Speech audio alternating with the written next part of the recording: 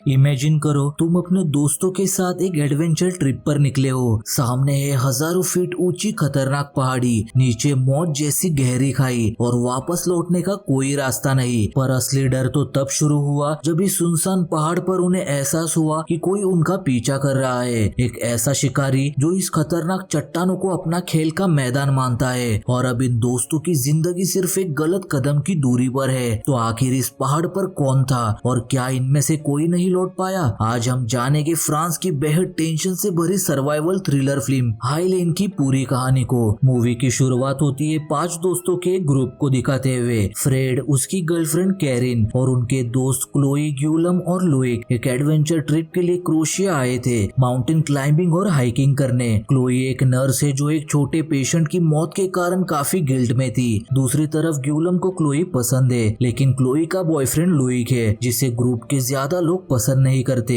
सब लोग इस ट्रिप को एंजॉय करने निकले थे, लेकिन इन्हें बिल्कुल अंदाजा नहीं था कि ये सफर उनकी जिंदगी का कितना खतरनाक सफर होने वाला है। कुछ देर ट्रेवल करने के बाद उनके फोन का सिग्नल भी चला गया था। खैर, अभी ये लोग स्टार्टिंग पॉइंट पर पहुंच गए थे, लेकिन रास्ता चट्टानों से बंद था। लेकिन फ्रेड आगे जाना चाहता था, इसलिए वो क्लाइंब करके चट्टानों पर चढ़ने लगता है और ऊपर उसे एक हार्नेस और क्लाइंबिंग रोप मिलती है जिसके जरिए वो आगे जाने का रास्ता ढूंढ सकते हैं। अब जब फ्रेड कहता है कि सब ठीक है, तो सब एक के बाद एक क्लाइंब करना शुरू करते हैं, लेकिन उनका रास्ता मुश्किलों से भरा हुआ था। नीचे गहरी खाई तो बची हुई कसर पूरी कर रही थी तेज हवा। अब 2-3 घंटे के चढ़ाई के बाद ये लोग फाइनली एक रोप ब्रिज के पास आते हैं जिसका नाम था द डेविल्स ब्रिज। फ्रेड को काफी एक्साइटमेंट थी तो वो उस ब्रिज को बड़ी आसानी से पार कर लेता है, जिसके बाद एक एक करके बाकी सब भी दूसरी तरफ आते हैं। पर जब कैरेन इससे पहले दूसरी तरफ आती, पूरा ब्रिज टूटने लगता है और कैरेन रस्सी से ही लटक जाती है। लेकिन वक्त रहते फ्रेड एक रस्सी फेंककर कैरेन को सही सलामत खींच लेता है और तभी रस्सी भी टूट जाती है। अब इनके पास वापस जाने का कोई भी रास्ता नहीं था, इसलिए वो बिना कुछ सोचे समझे आगे बढ़ने लगते हैं। पर आगे बढ़ते हुए ये लोग अटक जाते हैं क्लिफ पर, क्योंकि आगे केबल टूटी हुई थी। हालांकि ये चीज पैनिक होने जैसी थी, लेकिन सभी बिना पैनिक हुए शांत रहते हैं सिवाय फ्रेड के, क्योंकि यहाँ आने की जिद उसी ने की थी। अब फ्रेड तीनों को वही छोड़कर हेल्प के लिए कैरेन के साथ बिना किसी सेफ्टी के ऊपर चढ़ने लगता है, क्योंकि बाकी दोस्तों में से यही दोनों क्लाइंब करने में एक्सपीरियंस थे। खैर, उन्हें देख लुइक की सांस फूलने लगी थी। उधर फ्रेड और कैरेन क्लाइंब करके आखिरकार चोटी पर पहुंच गए थे, जहाँ ऊपर पूरा जंगल था। जंगल में यहाँ वहाँ भटकते वक्त फ्रेड कैरेन को बताता है कि मैं जानता था कि यहाँ आने का रास्ता बंद है, फिर भी मैं तुम्हें यहाँ लेकर आया। मुझे लगा कि सब कुछ ठीक रहेगा,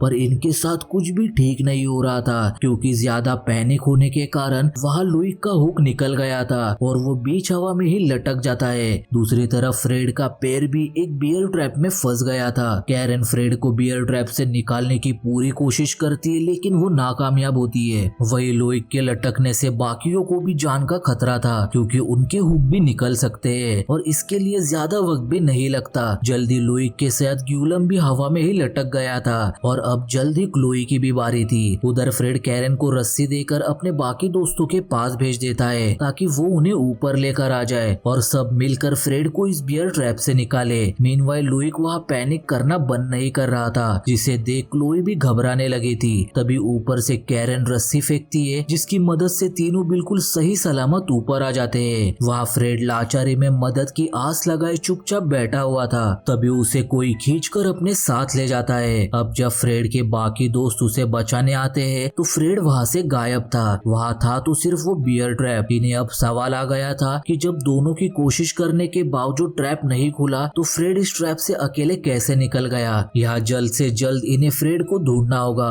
क्योंकि अब जल्दी अंधेरा होने वाला है और जिस बैग में फ्लेयर्स है वो बैग भी फ्रेड के पास है। इन्हीं सब चीजों के चलते वो आपस में ही लड़ने लगते हैं, पर क्लोई उन्हें शांत करते हुए बताती है कि एनर्जी वेस्ट करके कोई फायदा नहीं। अब जब ये सभी बिना वक्त गवाए आगे बढ़ रहे थे, तभी क्लोई को लेकर लुइक और ग्यूलम में लड़ाई हो जाती है। क्लोई जब उन्हें छुड़ाने जाती है तो वो गलती से एक गड्ढे में गिर जाती है और वो गड्ढा भी एक ट्रैप ही था। उसे बचाने के लिए कैरेन फौरन नीचे उतरती है, लेकिन अंदर काफी सारे स्पाइक्स थे जिनसे कैरेन बार बार बच गई थी। वो देखती है कि एक स्पाइक क्लोई के हाथ के आर पार हो चुका है और वो काफी दर्द में थी। सिर्फ इतना ही नहीं, वह कई लोगों के कंकाल भी थे जो शायद इस ट्रैप में फंस गए और मारे गए। यहाँ कैरन क्लोई को बचाने की कोशिश कर रही थी तो दूसरी तरफ ग्यूलम को लग रहा था कि जैसे कोई उन्हें छिपकर देख रहा है और वो ये बात लोई को भी बताता है, लेकिन वो इस बात पर ध्यान नहीं देता। कैरन क्लोई को जैसे तैसे स्पाइक से निकालकर ऊपर ले आती है। वहाँ हम देखते हैं कि कोई अब भी फ्रेड को घसीटते हुए ले जा रहा था। अब रात होते होते तेज बारिश भी शुरू हो जाती है, इसलिए उनकी हालत अब और भी बुरी थी। फ्रेड अब भी नहीं मिला था, जिससे कैरन धीरे धीरे टूटने लगी थी, पर सभी मिलकर उसे संभालते हुए दिलासा देते हैं। इसके बाद सभी रस्सी पकड़कर चलने लगते हैं ताकि गड्ढा वगैरह मिले तो उन्हें पता चल जाए। सबसे आगे था ग्यूलम और सबसे पीछे थी कैरन। सभी फ्रेड को आवाज लगाते हुए आगे बढ़ ही रहे थे कि तभी एक तीर आकर सीधे कैरन के सीने के आर पार हो जाता है। वो सबको बुलाने के लिए रस्सी खींचती है, पर रस्सी तो कटी हुई थी, लेकिन किस्मत से क्लोई का ध्यान कैरन पर पड़ गया था। जब तक क्लोई उसके पास पहुंचती, किसी ने उसे खींच लिया। क्लोई बस जोर जोर से रोने लगती है कि वो अपने दोस्त को बचा नहीं पाई और अभी ने ये भी समझ आ गया था कि ये ट्रैप किसी जानवर के लिए नहीं बल्कि उनके लिए लगाया गया है, यानी कोई शिकारी या इंसानों का शिकार कर रहा है। वो तीनों एक जगह छिपकर बैठ जाते हैं, पर इससे ठंड और ज्यादा लग रही थी, इसलिए वो फिर से चल पड़ते हैं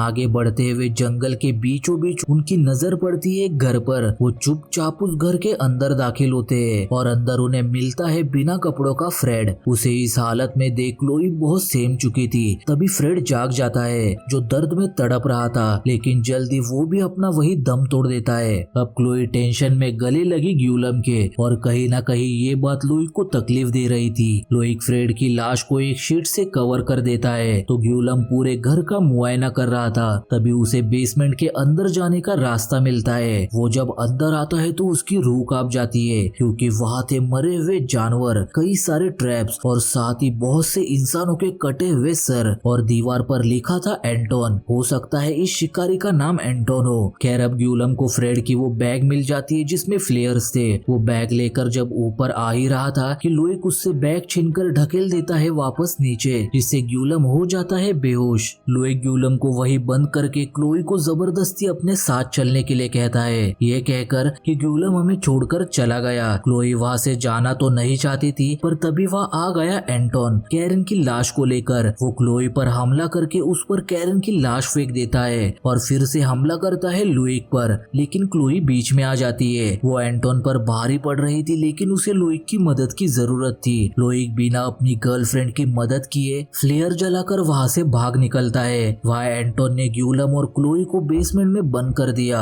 और फिर कैरन और फ्रेड की लाशों को काटने लगा। क्लोई ने अपने आप को लगभग आजादी कर लिया था कि तभी एंटोन आकर उसे मारने के लिए ऊपर ले जाता है। उसके जाते ही ग्यूलम भी फ्री हो गया और नीचे से ही चिल्लाने लगा कि किलर का नाम एंटोन है। वहाँ वो क्लोई को मार ही देता, तभी लुइक उस पर एक पत्थर से हमला कर देता है। वो एंटोन को अपने पीछे लगा देता है और इतने में क्लोई आजाद होकर ग्यूलम को भी बाहर निकालती है। उधर लुइक को एक केबल दिखाई देती है जिसकी तरफ वो भागने लगता है। तभी एंटोन क्रॉसबो से सीधे लुइक के पैर पर तीर चलाता है, लेकिन लुइक जख्मी होने के बावजूद आगे बढ़ ही रहा था। हालांकि उसे ये चीज रिग्रेट होती है, क्योंकि गलत अंदाजा लगाने के कारण वो गलत चोटी पर पहुंच गया था। इसी दौरान वह एंटोन आ जाता है और दोनों के बीच यह जबरदस्त फाइट होती है। एंटोन हर मायने में लुइक से ज्यादा ताकतवर था। वो हार मानने के लिए तैयार ही नहीं था। तभी लुइक लटक जाता है सीधे एक सीढ़ी से। तभी वहाँ क्लोई और ग्यूलम आकर लुइक को बचाने जाते हैं, पर ग्यूलम बेसमेंट वाली चीज नहीं भूला था, इसलिए वो हाथ छोड़कर लुइक को उस गहरी खाई में गिरा देता है और क्लोई को झूठा दिलासा देते हुए उसे गले लगाता है। तभी एक तीर सीधे ग्यूलम के सर में आ लगता है। अब जब तक एंटोन क्रॉसबो को रिलोड कर रहा था, क्लोई जाकर सीधे उससे भिड़ जाती है, क्योंकि अब उसके पास खोने के लिए कुछ भी नहीं बचा था। लेकिन एंटोन इससे कहाँ रुकने वाला था। क्लोई जैसे ही उसका नाम लेती है, एंटोन एकदम से सुन पड़ जाता है और मौका देख वो चाकू से उसका गला काट देती है। उसके पास सही मौका था एंटोन को मारने का,